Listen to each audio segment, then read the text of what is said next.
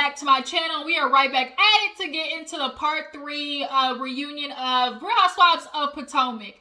With this part of the reunion, I'm not gonna lie, it kind of gave me like, flatline tease. It just, I don't know, sometimes like they just be pushing it with doing like, these 4-part reunions.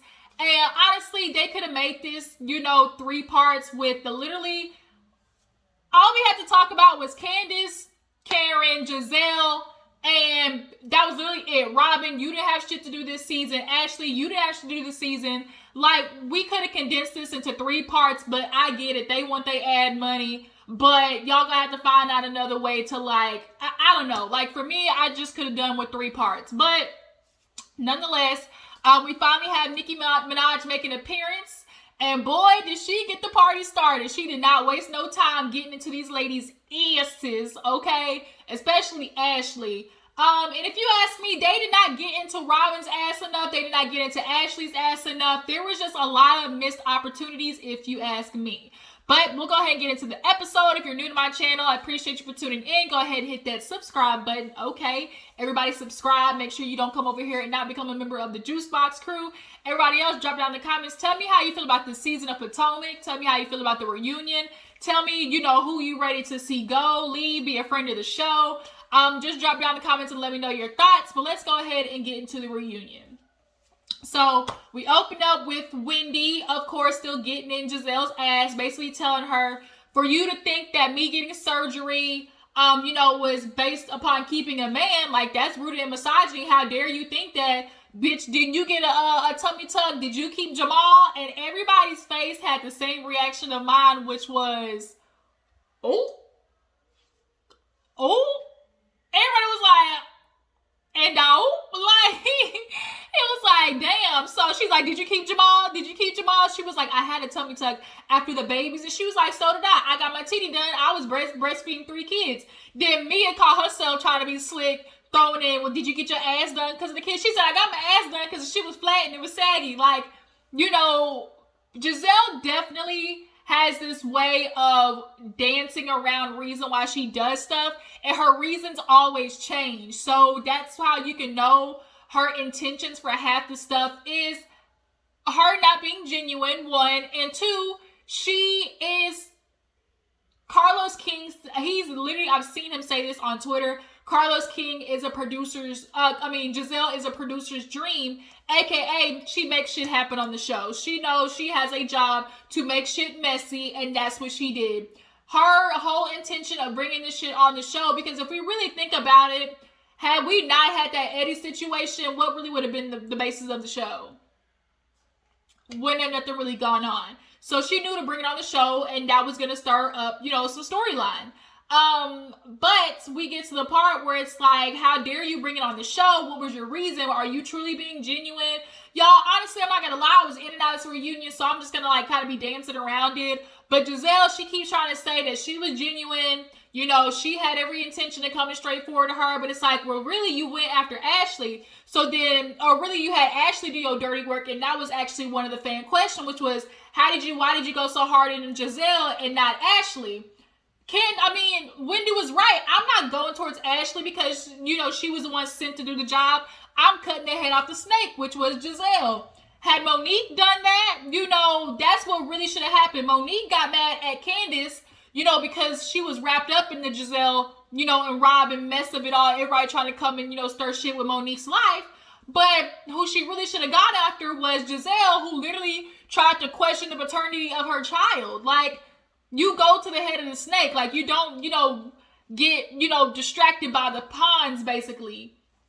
So, yeah, she got in Giselle's ass. So then we move on to how Robyn, got ate up because she's like, everybody that's going, why did Robyn get involved? Like, you coming at her, she not the one who started the rumor. And Wendy had to let her know, like, you told me about this in January. So, of course, you knew about it. Robyn was trying to explain, yes, I knew about the Eddie rumor, but when you came in so hot, she assumed it was something else because everybody knew about that. So, like, what was that? What made your energy, be so crazy? I can understand Robyn's reasoning. And Karen was like, Robyn could just, because Robyn was like, I don't lie. And Karen over to my, yeah, she don't lie. Well, never mind. Let me take that back. That part killed me. No, let me not say that. But nonetheless, I can't understand what Robyn was saying. But if that was the case too, maybe you should have just waited and been quiet, and Wendy would have eventually explained it to you, because you always trying to pop in and be Captain Save-A-Ho for Giselle is oftentimes why your ass gets put in shit and gets ate up and don't nobody be talking to you in the first place. But I can also understand why Wendy thought Robyn was playing stupid, because you and Giselle are best friends. You're not going to sit there and try to convince me that you didn't know this was a conversation, or you didn't know that she was bringing it up in Williamsburg. So, Wendy calls herself, being extra, bringing out the poster board, talking about, she brought the whole poster board out like this. And she was like, you told me on January 3rd. And everybody's looking like, I know this bitch did. Everybody was like, oh Lord, like Candace was like, get me out of here. Everybody was just like, and Andy started looking like, I don't think this is it, Wendy. I don't think this proves anything. She's like, yes, it does. It proves that it was the one rumor she was talking about. And it was like, Wendy, I give it like a C for the effect that, you were trying to go for. And then she brought out the damn flippity ass floppy manila folder. Like, Wendy, this reunion, I think, was really trying to have, like, a moment. And it did happen. Like, Wendy, the way her energy was, the way she was just going so hard, hell, it was kind of annoying sometimes that she wasn't, like, Wendy suffers from not letting the moment have time to breathe. And when you strike at the right moment instead of constantly going, that's more effective. And I think Wendy was talking so much to try to get all her reads in, all her words in, that you weren't being strategic about it, right? So nonetheless, Robyn was trying to explain that. Wendy, Andy basically got down to, was like, kind of sounds like it was a miscommunication. And Wendy wasn't like here for it at all. So then we moved to what happened after that? Then we moved to Robyn and her whole situation with, embellished, and, her season with depression. She struggled with admitting, like, depression. A lot of people have a hard time using that word, saying depression. Hell, I've had my own struggle with it, because when you're typically the strong person who handles everything, you do shit in silence. You struggle in silence and you pop back up like nothing ever happened. But for Robyn, it's kind of noticeable when you're a mom. Like, if you're a mom and shit starts slacking around the house, like, you notice that. And so for her to go through that, plus embellish, like, embezzlement, plus go through all that, they get into how Juan didn't really, like, come off that great when he was like, girl, you sleeping until 2? Like, this is unattractive. Like, as your husband, he really should have been asking, babe, what's wrong? What's going on? Like, what can I help with? Instead, he's looking at you like, why didn't you get Carter up for school? Nigga, if I recall, you standing up right now. If you standing up, walking to me, that means you can get your kids up. So, like, that's where, that comes in, where Juan, like, you're not really playing that big of a part when it comes to the household of things, But nonetheless, like, she tried to, defend him. Oh, Juan, he, he realized that, he didn't necessarily use his words right. And that, Juan, so typically used to me being the strong person that, when I'm down, he has to realize that, that's time for him to, pick up the slack. And that's not really what he did. He basically was getting on to you like, girl, you falling apart. Like, what's happening? What you doing? Like, no, I'm picking up the slack. And that's kind of where it goes. There's never going to be a time in a relationship where somebody's always picking up the slack. Or at least it shouldn't be that way. It shouldn't always just be one person being like the slack holder. Like, it alternates, right? And at that time, Juan, that was for you to pick up the slack. Cook, clean, help the kids with school. But, bitch, that's not what you were doing. So then we get onto her, talking about the hats, TJ Maxx or whatever. She was like, the margin just really wouldn't have been big for profit. If you can kill e-commerce, that's the way to go, which is true. And so they're like, what, you're killing it? And Candace was even like backing her up.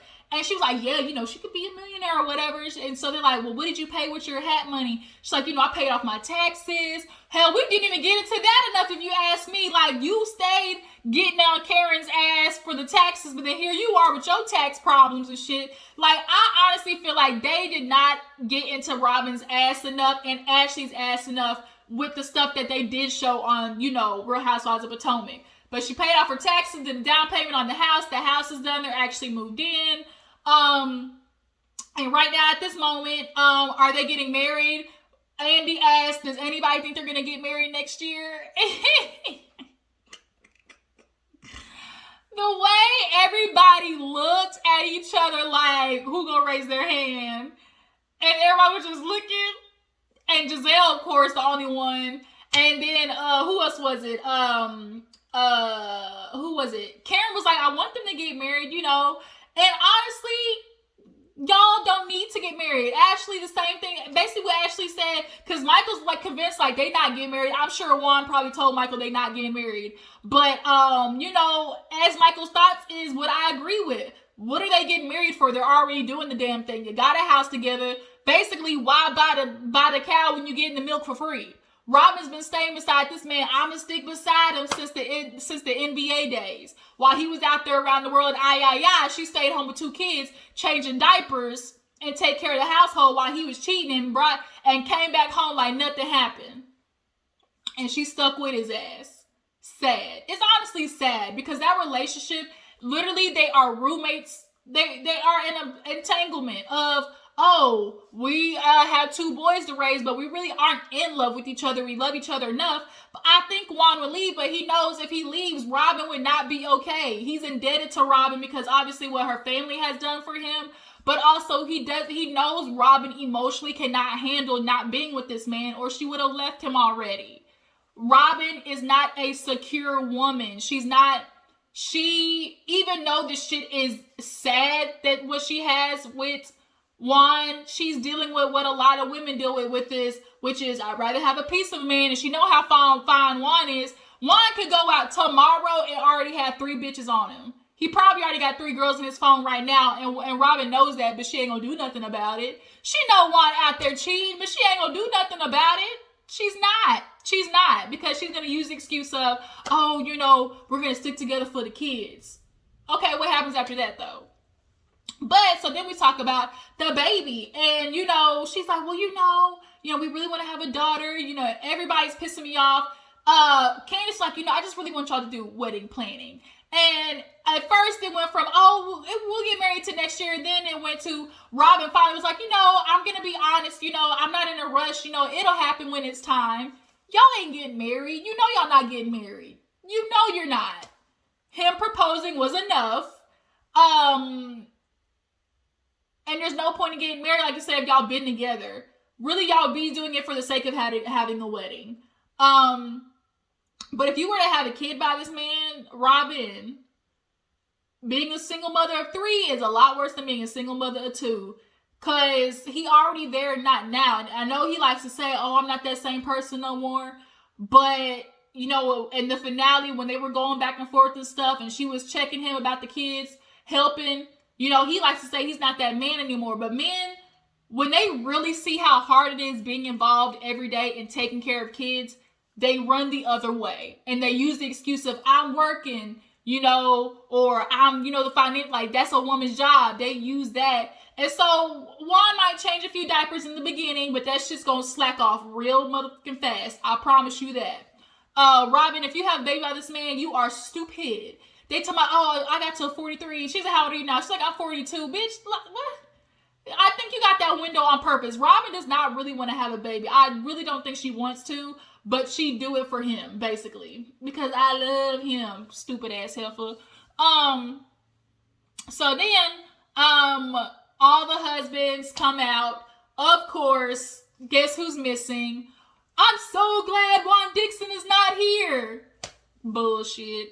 But all the, while the husbands are coming out, Andy goes back there to check on Nikki, and he's like, you can have opinions, you can pick a side.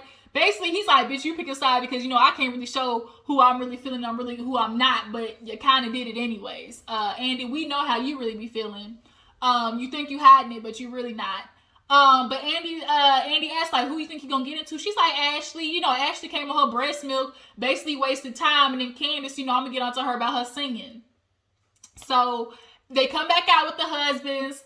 Andy's laughing, we're back with the husbands. And he's like, do we have G or Gordon or whatever? And, of course, he's laughing about, who it is. And then they get to Ashley. And Andy's like, you know what, Ashley? Michael seemed to always have a case of the reunions. And she's like, I promise, like, he might got pneumonia. Girl, first of all, we know Michael ain't coming because of what happened with him grabbing everybody's booty and, trying to lick up in between everybody's, gooch area. Like, we know that's what it is. But they can't sit there and actually say that, right? And then, why didn't we get no questions about Juan Dixon not being there?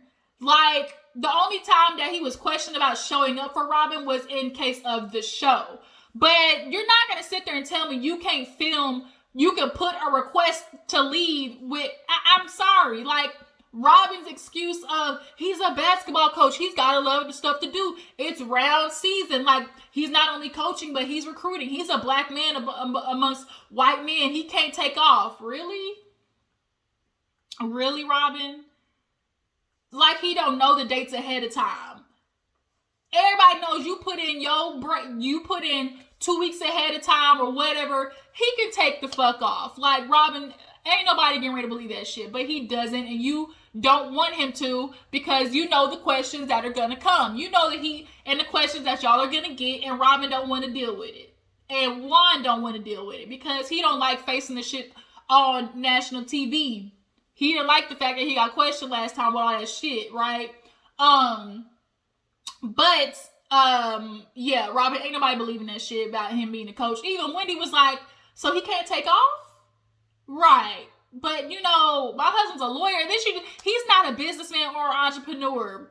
Bitch, that ain't got nothing to do with it. My husband's a lawyer. Like, they busy as fuck, too. And he take off, like, Robyn, it don't make sense.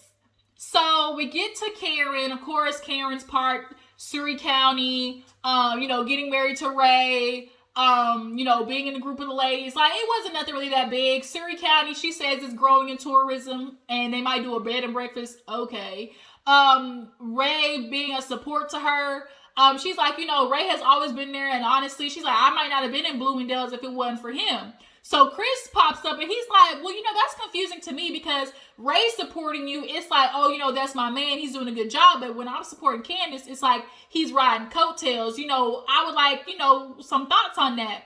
So Giselle basically stood up and like, well, Ray, he been there from the beginning, supporting, Karen from the get-go. I mean, that's the difference between y'all two.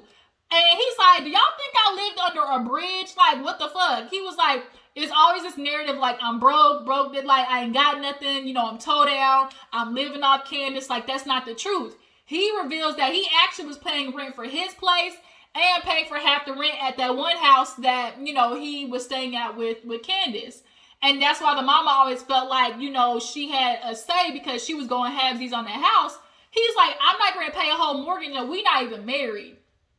And Chris was like this saying, oh, I ain't never talked about finances with Candace's mama or, or ever discuss, paying something in mine. Now, Chris, here is where I am going to push back a little bit on that because you like to play this game of she's never paid a bill with my name on it, but we're not going to sit there and act like Dorothy helping Candace is not a benefit to you, is what I'm going to say. She might not be paying bills with your name on it, but giving Candace money or helping pay half of this, or you benefit off of that, right? That's all I'm going to say. So then they asked Karen about, did you do the vow renewal to basically rub it in Robyn's face? And she was like, no. She's like, me and Robyn weren't necessarily, on, on cordial terms. So I was just taking little jabs, that's all it was. And it's the truth. Like, we sitting there looking like, oh, who gonna get married first? And Karen and Ray did. Like, we know Robyn and Juan is with the bullshit. We know right now they are cohabitators who fuck, sparsely. Sparse. Yeah, sparse. They fuck very, when Juan want to get it from Robyn, he'll come home and get it from Robyn. When he want it from somebody else, he'll do that. You can't tell me that Juan ain't out there in the streets. I'm just sorry. Like, you're not gonna convince me that he's not. And Robyn's okay with it. She is because he come home at the end of the day. That's what it is. So what else happened? So then we ended up talking to Ashley a little bit about her shit with Michael and the difference between G and Michael. And Ashley really had the nerve to be like, oh, Michael ain't never overtly been sexual. And everybody's kind of like, of course, thinking back, ma'am, he done touched 3 booty holes. What are you talking about? He ain't been overtly sexual. Like, ma'am. And then for Giselle to try to speak up and be like, oh, gee, he stuck his tongue out at people. And he was, Michael never said, he was going to pussy pop and all that type of stuff. Ma'am, you were the main one as they played the flashbacks talking about Michael's indiscretions. Like, this shit is crazy. Like, of course, Ashley's going to stand up for her husband, but everybody else don't need to be co-signing the bullshit when it's bullshit. So, G actually ended up apologizing to Ashley because, truth be told, I think G was just poking fun, but Ashley definitely needed a moment on the show, so that's why she blew it out of proportion. Of course, they joke about, Michael wanting Juan's thing because, he was sure that Robyn and Juan weren't gonna get married, so, Ashley was like, oh no, because, they're talking about overtly sexual, and Andy's like, he said he wanted to suck Juan's dick. Like, what do you mean? She was like, it was just a joke. And then Robyn's like, girl, was it a joke? They be married right now. They be off in Las Vegas because Juan want that thing. Okay? He be looking at Juan every time I'm talking about that thing be thinging in the back of his head. What else happened with the guys being out there? Oh, Dorothy actually called in the beginning, and Candace gave the phone to Andy, and Andy was asking the questions like, hey, Dorothy, look, let's talk. You had fun at Candace's, video shoot, didn't you? She was like, yeah, I did. He was like, yeah. Let's talk about you going around talking to the ladies. Do you feel like that was okay? And she basically was bullshitting, talking about, I was just chatting it up. The ladies were asking me questions. I was just chatting. He was like, oh, really? So he was like, do you feel like you owe Chris an apology? And she was like, yeah, I guess, And he was like, oh, really? He's like, are you going to? And she was like, yeah. Or he's like, have you apologized to his face yet? She was like, no, but I will, Andy. And everybody's kind of like, it don't sound convincing. Dorothy's one of those people, even on the phone, she was saying, oh, I don't mind apologizing.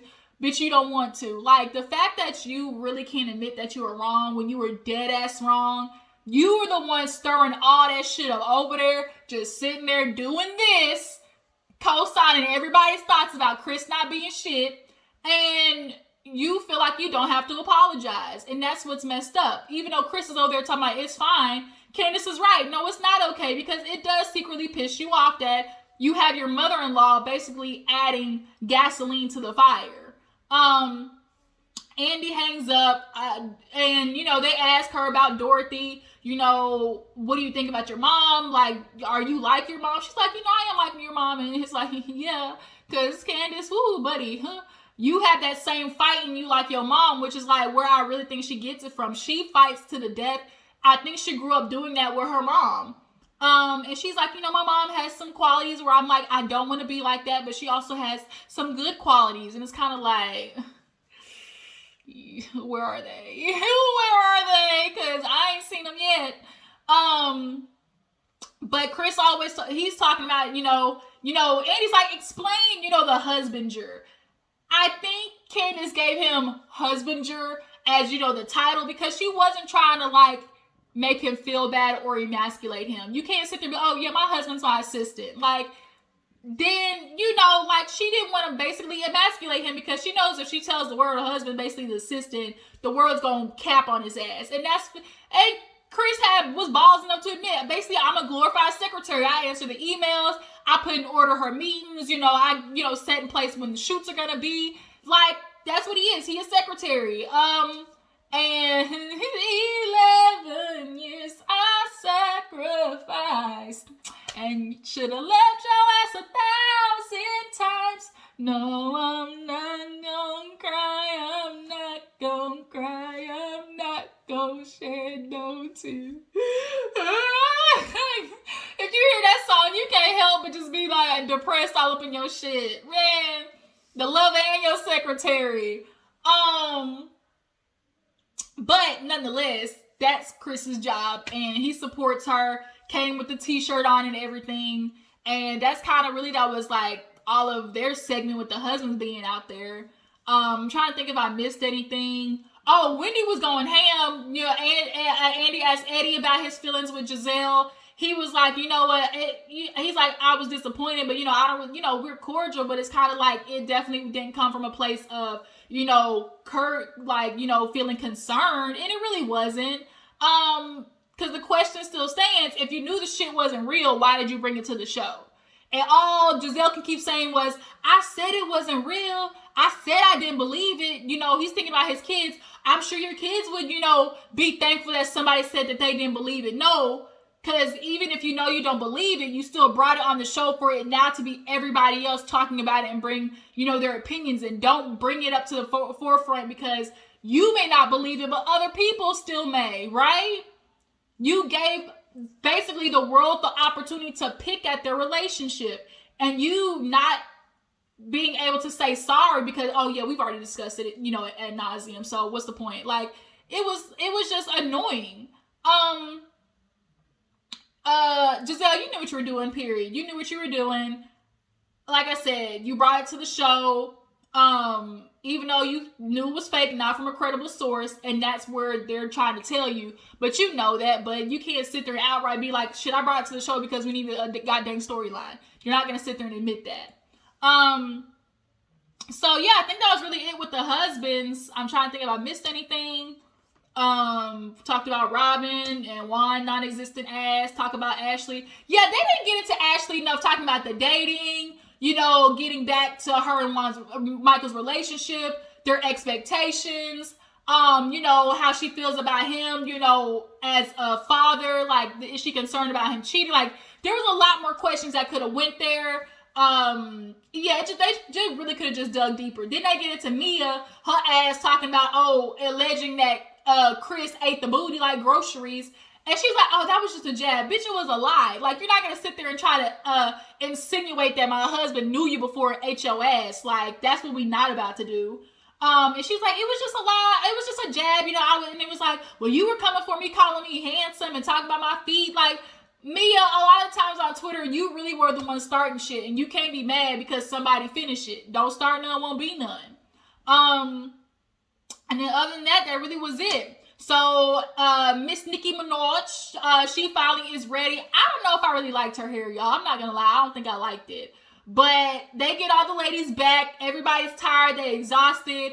And he's like, you know what? We haven't done this before, but man, I need a shot of tequila. Can somebody bring me some tequila? And guess who comes through? She comes through with the bottle talking about, hey, bitches. And they, of course, stand up and we're super excited. And Andy's like, she's like, I'm going to be Andiana Minaj. And he's like, go ahead, girl. Sit in your chair, get at it. And, he goes off and, she sits down. And basically, like Karen and Wendy was saying, she was buttering them up. Oh, just want to let you know I love you, ladies. These questions are from the Barbs. I'm going to get into it. And she basically was like setting them up to push them off the cliff. So she's like, let's get into it. And she start with Ashley. I know you had kids and everything, super exciting. I'm sure you want to stay home with your babies, as you should. But why did you come over to Williamsburg just to, talk about Wendy and leave? Did you do that for a storyline, or did you do that because you had nothing else to film about? And so Ashley was kind of like, wait a minute. Like for her to just outright be like, bitch, I don't think you had a storyline, so you came over there to finish Giselle's dirty work because you had nothing else to film about? Like, it was kind of like, whoa, okay, like, this is where we going. And then for Candace to sit there and literally come through and be like, well, she gave birth like a couple of days ago, like, we still have work. What? Ma'am, you just got into it where Ashley said that you'll never trust her again because she wrote a freaking statement about you for Monique. So which one is it? Do you fuck with Ashley or do you don't? Like, I need you to pick a side. And that's actually where the episode ended. So we'll see next week, like, you know, the follow-up of basically Nicki Minaj getting into their asses because she was asking the questions we all wanna know. But yeah, you guys, if I missed anything, drop down in the comments. Tell me how you feel about part 3. Tell me how you feel about the ladies. Who needs to stay? Who needs to go? How do you feel about Robyn and her explanation of Juan and her relationship? How do you guys feel about Giselle and her explanation of why she brought this shit to the forefront on the show? Do you feel like they didn't go in hard enough on Ashley and Robyn? Like, I feel like they really did not push back enough. Like, I don't know. Yeah, that's pretty much it, you guys. So I'm gonna watch Salt Lake City, try to get back to you guys with that today. Make sure to follow my Instagram and Twitter, and I'm gonna catch you guys later. Deuces.